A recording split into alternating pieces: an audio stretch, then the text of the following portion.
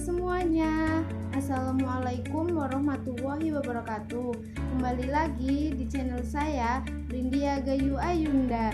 Di video kali ini seperti biasa, saya akan membahas tentang kuliah online saya, mata kuliah farmakologi 1, yang akan membahas tentang bagaimana faktor-faktor sebuah obat di dalam tubuh melalui fase farmasetik, fase farmakokinetik, dan fase farmakodinamik.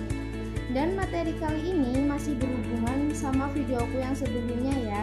Buat kalian yang belum nonton videoku yang sebelumnya, tonton dulu ya. Oke, jangan lama-lama lagi. Mari kita simak video berikut ini. Happy watching.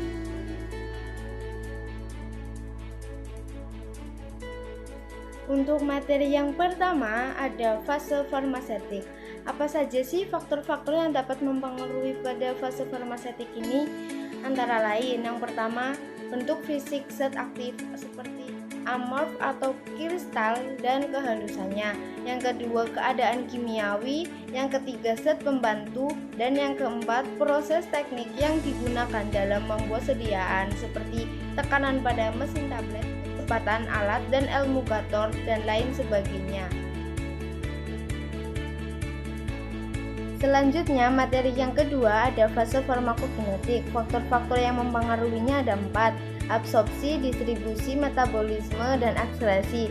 Di sini untuk absorpsi, obat umumnya terjadi secara pasif melalui difusi. Kecepatan absorpsi dipengaruhi oleh banyak faktor, diantaranya yaitu besar partikel, bentuk sediaan obat, dosis, rute pemberian dan tempat pemberian, waktu kontak dengan permukaan absorpsi, luas permukaan yang mengabsorpsi, nilai pH dalam darah yang mengabsorpsi, integritas membran dan aliran darah organ yang mengabsorpsi.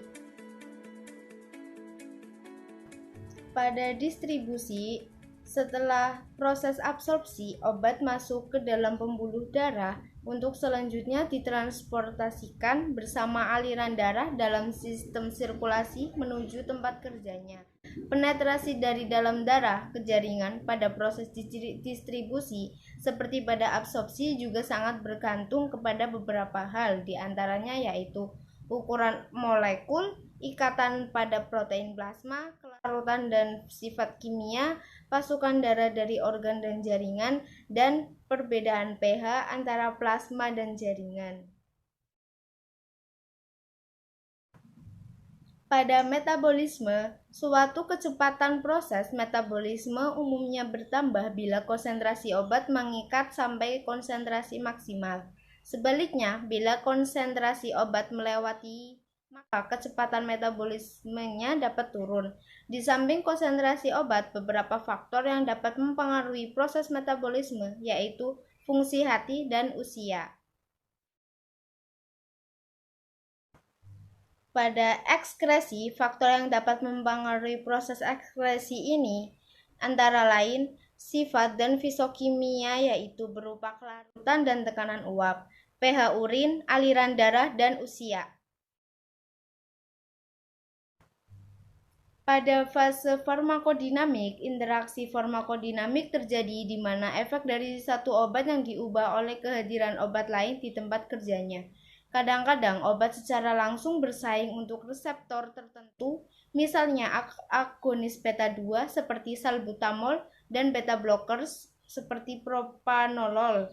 Tetapi reaksi yang lebih langsung dan melibatkan gangguan fisiologi mekanisme. Beberapa mekanisme interaksi obat dengan farmakodinamik yang mungkin terjadi bersama-sama antara lain: yang pertama, ada sinergisme. Interaksi farmakodinamik yang paling umum terjadi adalah sinergisme antara dua obat yang bekerja pada sistem organ, sel, enzim yang sama dengan efek farmakologi yang sama. Contoh obatnya antara lain antihistamin, benzodiazepin, fenotiazin, dan metildopa. Yang kedua, pada antagonisme. Antagonisme bila terjadi apabila obat yang berinteraksi memiliki efek farmakologi yang berlawanan. Contohnya, penggunaan obat secara bersamaan obat yang bersifat beta agonis dengan obat yang bersifat pemblok beta, seperti salbutamol untuk pengobatan asma dengan propanolol untuk hipertensi. Yang ketiga, ada efek reseptor tidak langsung. Kombinasi obat dapat bekerja melalui mekanisme saling mempengaruhi efek reseptor yang melalui sirkulasi kendali di fisiologi dan biokimia. Pemblok beta dan non-selektif seperti propanolol dapat memperpanjang lamanya kondisi hipoglikemi pada pasien diabetes yang diobati dengan insulin dengan menghambat mekanisme kompensasi pemecahan glikogen.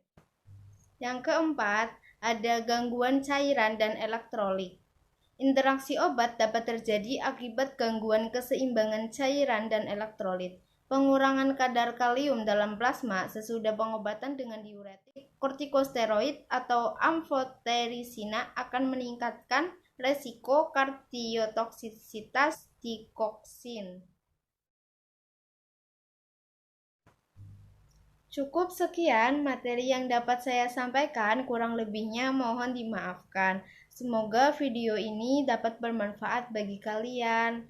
Wassalamualaikum warahmatullahi wabarakatuh. Bye bye.